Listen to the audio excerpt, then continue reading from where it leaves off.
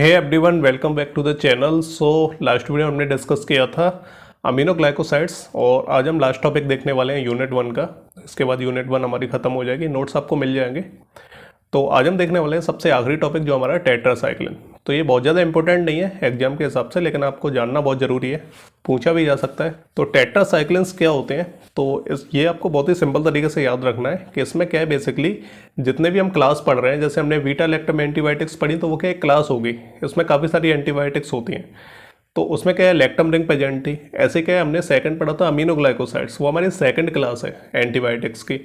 तो उसमें बेसिकली क्या रहता है, उसमें अमीनो जो है ग्रुप्स प्रेजेंट होते हैं। और जो हमारी थर्ड है वो हमारी टेट्रासाइक्लिन। इसमें क्या हमारी 4 साइक्लिक रिंग्स होती हैं, 1 2 3 4, इसलिए हम इसे बोलते हैं टेट्रासाइक्लिन्स। तो ये बेसिक क्या है, जो हम एंटीबायोटिक्स पढ़ रहे हैं, काम सब वही करेंगी। एंटीबायोटिक्स है तो बैक्टीरियाज को किल करेंगी, उनकी ग्रोथ को रोकेंगी, लेकिन उनका मेन जो डिफरेंस है वो क्या है, स्ट्रक्चर का है। शुरुआत करेंगे इसके बेसिक से, इंट्रोडक्शन से। स्ट्रक्चर इसका बहुत ही ज़्यादा सिंपल है। आपको जो है 4 साइक्लिक रिंग्स बना देनी है इस तरीके से, 1 2 3 4। चलिए स्टार्ट करते हैं पहले इसके एक बेसिक से इंट्रोडक्शन के साथ कि टेट्रासाइक्लिन्स आर ऑक्टाहेड्रल नेफ्थसीन डेरिवेटिव्स। नेफ्थसीन क्या रहता है, ये जो टेट्रासाइक्लिन्स है तो ये क्या नेफ्थसीन डेरिवेटिव्स होते हैं। नेफ्थसीन क्या है, एक पॉलीसाइक्लिक एरोमेटिक हाइड्रोकार्बन रहता है। तो बिल्कुल सेम इसी तरीके से क्या है टेट्रासाइक्लिन्स रहते हैं, यानी इसका जो स्ट्रक्चर होता है तो इसी के जैसा स्ट्रक्चर होता है टेट्रासाइक्लिन्स का। तो इतना आपको याद रखना है। सेकंड होता है, ये जो टेट्रासाइक्लिन्स होते हैं ये क्या है, बैक्टीरियोस्टैटिक होते हैं नेचर में। इसके अंदर जितने भी हमारी एंटीबायोटिक्स जो ड्रग्स आते हैं तो वो क्या है, बैक्टीरियोस्टैटिक होते हैं नेचर में, यानी बैक्टीरिया की ग्रोथ को रोकते हैं, तो उन्हें हम बोलते हैं बैक्टीरियोस्टैटिक। थर्ड आता है हमारा ब्रॉड स्पेक्ट्रम एंटीबायोटिक्स। तो ये क्या है, ब्रॉड स्पेक्ट्रम होती है, ग्राम पॉजिटिव और ग्राम नेगेटिव दोनों के ऊपर काम करती है। फोर्थ पॉइंट की हम बात करें तो tetracyclines are isolated from soil actinomycetes bacteria. देखिए एक बैक्टीरिया होता है सॉइल के अंदर, जैसे हम बोलते हैं एक्टिनोमाइसिटिस बैक्टीरिया, तो उसी में से इसे जो आइसोलेट किया गया है जो टेट्रासाइक्लिन एंटीबायोटिक्स होती है। और सबसे लास्ट पॉइंट की हम बात करें, effective against gram positive and gram negative bacteria. तो ये सेम वही पॉइंट है हमारा, ब्रॉड स्पेक्ट्रम मतलब दोनों के ऊपर काम करता है। तो ये हो गया कि बेसिक सा इंट्रोडक्शन। स्ट्रक्चर के बारे में बात करें तो बिल्कुल सिंपल सा है, 4 इसमें साइक्लिक रिंग्स प्रेजेंट होती है। इसको हम ऑक्टाहाइड्रोनेफ्थसीन स्ट्रक्चर बोलते हैं, इस पूरे को हम, है ना। तो ये आपको ध्यान रखना है। इसको जो है आप टेट्रासाइक्लिन्स नहीं बोलेंगे, इसका आप बोलेंगे ऑक्टाहाइड्रोनेफ्थसीन, है ना। तो ये चीज़ हो गई। स्टीरियोकेमिस्ट्री की हम बात करें तो बेसिकली क्या है, इसमें जो 4 साइक्लिक रिंग्स होती हैं। तो यहाँ पे आपको स्ट्रक्चर में बहुत ज़्यादा डिटेल में नहीं जाना है क्योंकि इतना ज़्यादा इंपॉर्टेंट नहीं है। तो आपको जो सिंपली से देखना है, they are the derivatives of octahydronaphthacene which comprises 4 fluid 6 membered rings, है ना। तो ये जो टेट्रासाइक्लिन्स होते हैं तो ये क्या है, डेरिवेटिव्स होते हैं ऑक्टाहाइड्रोनेफ्थसीन के, है ना, जो क्या है एक पॉलीसाइक्लिक एरोमेटिक हाइड्रोकार्बन रहता है, सेम उसी की तरह। और इसमें क्या है, 4 फ्लूइड रिंग होती हैं, 4 फ्लूइड 6 मेंबर्ड रिंग होती है ना। तो इसमें ये 4 रिंग है तो 4 फ्लूइड रिंग यानी आपस में जुड़ी हुई हैं, और 6 मेंबर्ड रिंग है, 1 2 3 4 5 6, इस तरीके से जो 6 कॉर्नर्स होते हैं तो उसको हम जो है 6 जो है मेंबर्ड रिंग बोल देते हैं। सेम इसी तरीके से जो हमारी बीटा लैक्टम थी तो ये क्या 4 मेंबर्ड रिंग थी, 1 2 3 4, है ना। तो यहाँ पे हम सिंपली ऐसे याद रख सकते हैं, जितनी ज़्यादा कॉर्नर तो उतनी ज़्यादा मेंबर्ड रिंग, है ना, सिंपल है। और नेक्स्ट पॉइंट की हम बात करें स्टीरियोकेमिस्ट्री में तो द स्ट्रक्चर है 5 और 6 कायरल सेंटर्स। कायरल सेंटर्स मैंने आपको बता दिया कि स्पेशल कार्बन एटम्स प्रेजेंट होते हैं एक मॉलिक्यूल के अंदर, जो क्या है 4 डिफरेंट ग्रुप्स के साथ क्या है बॉन्डेड होते हैं, तो उसको हम जो कायरल स्ट्रक्चर्स बोलते हैं। और ये जो कायरल जो स्पेशल स्ट्रक्चर्स रहते हैं तो ये क्या है, डिफरेंट टाइप के जो इफेक्ट है वो हमारी बॉडी में दिखाते हैं। सबसे लास्ट हम पॉइंट की बात करें, they have acidic and basic characteristics, ठीक है। तो दोनों टाइप की कैरेक्टरिस्टिक्स इसके अंदर प्रेजेंट होती है। तो बस आपको इतना सा ध्यान रखना है, आपको बहुत ज़्यादा डिटेल नहीं पढ़ना है स्टीरियोकेमिस्ट्री को, क्योंकि ये जो एंटीबायोटिक्स हैं तो ये क्या यूज की जाती है, लेकिन इनका जो स्ट्रक्चर है वो बहुत ज़्यादा सिंपलिस्टिक है, इसमें बहुत ज़्यादा मतलब आपको जानने की ज़रूरत नहीं है। तो ये हो गया इसका सिंपल सा स्टीरियोकेमिस्ट्री। क्लासिफिकेशन की हम बात करें, एक होती है शॉर्ट एक्टिंग, जो उनका टाइम रहता है 6 to 8 आवर्स, तो इसमें टेट्रासाइक्लिन्स आ जाती है, ऑक्सीटेट्रासाइक्लिन्स आ जाती हैं। सेकंड रहता है इंटरमीडिएट एक्टिंग, तो इनका जो असर है वो 12 आवर्स तक रहता है, तो डेमी साइक्लोसाइक्लिन हो गया और एक मीथासाइक्लिन हो गया। और लॉन्ग एक्टिंग में जिसका 16 आवर्स तक रहता है, इसमें हमारा डॉक्सीसाइक्लिन और मीनोसाइक्लिन। तो इसका बेसिक सा क्लासिफिकेशन हो गया, बहुत ज़्यादा टेंशन लेने की आपको ज़रूरत नहीं है। चलिए अब इसका सार देखते हैं, जो कि बहुत ही ज़्यादा इंपॉर्टेंट है। अब सार आपको जितनी भी आप क्लासेज पढ़ोगे ना, तो सार आपको हर क्लास का याद रखना है, क्योंकि सार है तो सब कुछ है। ठीक है, तो चलिए इसका सार देखते हैं। तो the 4 cyclic rings fused with each other are essential for the activity और the octahydronaphthacene is essential for the activity. इसमें जो 4 जो फ्यूड रिंग है ना, तो ये चारों आपस में जो जुड़ी हुई रिंग्स है, तो ये क्या एसेंशियल फॉर द एक्टिविटी है। अगर ये नहीं होंगे तो ये काम नहीं करेगी, सिंपल सा फंडा है। इसके अलावा ये जो पूरा का पूरा जो स्ट्रक्चर है ना, जिसको हम बोल रहे हैं ऑक्टाहाइड्रोनेफ्थसीन, तो ये क्या है, पूरा का पूरा स्ट्रक्चर भी जरूरी है। 4 रिंग होना तो जरूरी है, लेकिन इसके साथ जो चीज़ें जुड़ी हुई हैं इसमें, ये सारी की सारी क्या है, एसेंशियल फॉर द एक्टिविटी है। तो इतना आपको याद रखना है। तो ये हमारा पहला पॉइंट हो गया, और ये क्या एक बेसिक तरीका है सार को स्टार्ट करने का। जो भी चीज़ें दी हैं वो एसेंशियल फॉर द एक्टिविटी है। सेकंड हम बात करते हैं the ketone group at carbon number 1 and 11 is essential for the activity. तो सबसे पहली बेसिक चीज़ तो यही है कि जब भी आप स्ट्रक्चर बनाओ तो आप प्रैक्टिस कर लेना स्ट्रक्चर बनाने की। अगर आप स्ट्रक्चर बना भी देते हो, देन उसके बाद आपको एक और चीज़ करनी है, आपको नंबरिंग जरूर करनी है। कि नंबरिंग में आपको जो है इस तरीके से नंबरिंग करते हैं, हम यहाँ से स्टार्ट करते हैं 1 2 3 4 5 एंड 6 7 8 9 10 11 12, है ना। तो इस तरीके से आपको नंबरिंग करनी है। अब यहाँ पे हम देखते हैं एक एक करके। तो यहाँ पे जो कीटोन ग्रुप प्रेजेंट है, एक तो ये रहा कीटोन ग्रुप कार्बन नंबर 1 पे प्रेजेंट है, और एक कीटोन ग्रुप का है कार्बन नंबर 11 पे प्रेजेंट है ना। तो ये जो दोनों कीटोन ग्रुप है कार्बन नंबर 1 और कार्बन नंबर 11 पे, तो ये क्या एसेंशियल फॉर द एक्टिविटी है, इनका होना जरूरी है। अगर ये नहीं होंगे तो ये इसकी जो एक्टिविटी है वो क्या है, कम हो सकती है। नेक्स्ट पॉइंट की हम बात करें कि 4 hydroxy group is essential for the activity. Hydroxy group मतलब OH ग्रुप्स, है ना। अब इसमें आपको कहाँ कहाँ दिख रहे हैं 4 हाइड्रोक्सी ग्रुप्स। तो एक तो ये रहा, एक हमारा ये रहा, एक ये रहा। तो इसमें 3 तो ये दिख ही रहे हैं, एक और कहाँ पे, हाँ एक यहाँ पे ये रहा हाइड्रोक्सी ग्रुप। ठीक है, तो ये जो 4 हाइड्रोक्सी ग्रुप है, तो ये क्या एसेंशियल फॉर द एक्टिविटी है।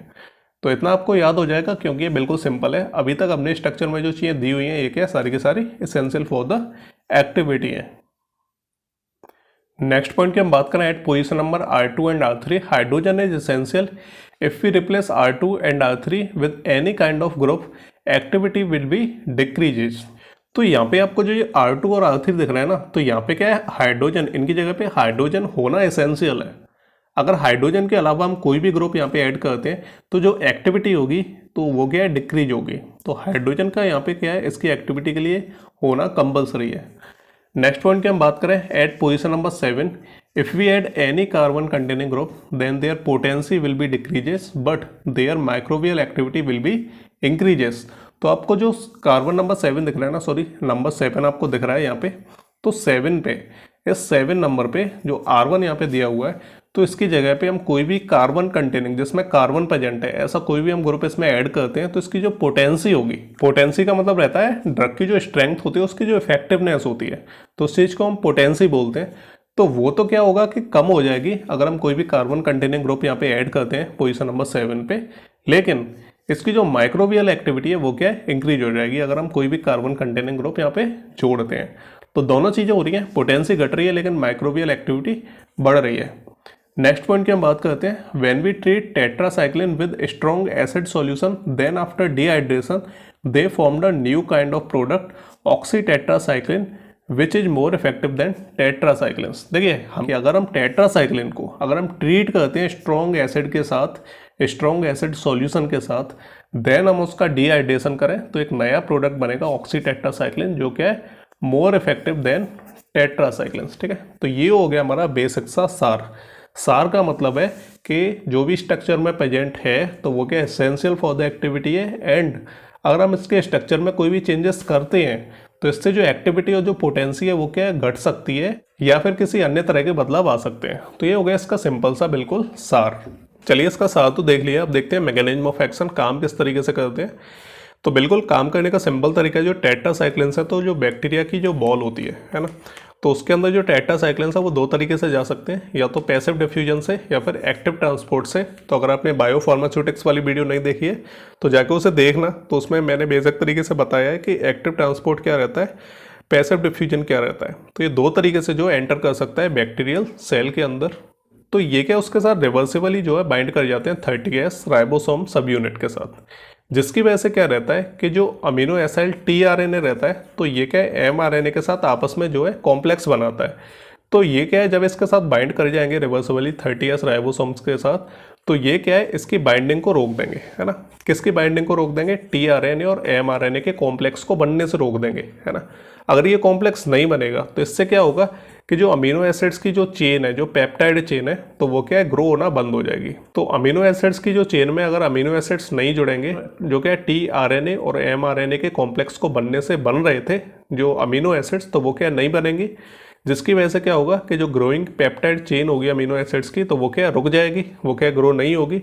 इसकी वजह से क्या होगा कि जो बैक्टीरिया की जो प्रोटीन सिंथेसिस है वो भी क्या रुक जाएगी, और अगर प्रोटीन सिंथेसिस रुक जाती है तो जो बैक्टीरिया है वो क्या रुक जाएगी, उसकी जो ग्रोथ है वो क्या रुक जाएगी। तो बैक्टीरियोस्टैटिक होते हैं नेचर में, बैक्टीरिया मरेगा लेकिन पहले क्या उसकी ग्रोथ रुकेगी। ये हो गया सिंपल सा मैकेनिज्म ऑफ एक्शन टेट्रासाइक्लिन्स का। और यूजेस इसके बिल्कुल सिंपल है, एक्ने में, यूरिनरी ट्रैक्ट इन्फेक्शन, ऑफ्थेल्मिक भी यूज किया जाता है, और जो रीनल ट्रैक्ट इन्फेक्शन रहते हैं उसमें भी इसका यूज किया जाता है। तो ये इसके यूजेस हो गए। ड्रग फॉर्मेशन की हम बात करें तो जैसे ये आपको टेट्रासाइक्लिन्स का जो स्ट्रक्चर दिख रहा है ना, इसमें R1, R2, R3, R4, तो ये जो पोजीशंस हैं, तो इनकी जगह पे अगर हम इस तरह के जो ग्रुप्स हैं उनको रखते जाएंगे, R1 की जगह पे H रख दें, R2 की जगह पे OH रख दें, R3 की जगह पे CH3 रख दें, R4 की जगह पे H रख दें, तो क्या हमारा टेट्रासाइक्लिन बन जाएगा। सेम इसी तरीके से अगर हम Cl प्लेस कर दें R1 की जगह पे, OH प्लेस कर दें R2 की जगह पे, R3 की जगह पे CH3 और R4 की जगह पे H डाल दें, तो क्या है क्लोरोटेट्रासाइक्लिन बन जाएगी। तो इस तरीके से हम क्या है डिफरेंट टाइप के जो ड्रग्स हैं उनको फॉर्म कर सकते हैं। अलग अलग टाइप के ग्रुप्स जोड़ते जाएंगे तो हमारे डिफरेंट टाइप के जो ड्रग्स हैं वो फॉर्म होते जाएंगे। चलिए कुछ इंपॉर्टेंट ड्रग्स की बात कर लेते हैं। सबसे पहला आता है टेट्रासाइक्लिन्स, ठीक है। तो टेट्रासाइक्लिन्स का स्ट्रक्चर ये होता है, और नेचर में ये ब्रॉड स्पेक्ट्रम एंटीबायोटिक होती है, और जो नेचर होता है वो इसका बैक्टीरियोस्टैटिक होता है। यूज की जाती है जो स्किन जो इन्फेक्शंस होते हैं उसमें ट्रीटमेंट में यूज की जाती है। आई इन्फेक्शंस हो गए, लिम्फेटिक इन्फेक्शंस हो गए, इसके अलावा इंटेस्टाइनल इन्फेक्शंस हो गए, तो इन सभी के ट्रीटमेंट में इसका यूज किया जाता है जो टेट्रासाइक्लिन्स होते हैं। और यहाँ पे जो स्ट्रक्चर दिख रहा है ये टेट्रासाइक्लिन नहीं है, अभी आपको जो है रिप्लेस करना पड़ेगा इनको इन ग्रुप्स के साथ। R1 की जगह पे आपको क्या रखना पड़ेगा, H रखना पड़ेगा, है ना। R2 की जगह पे OH रखना पड़ेगा,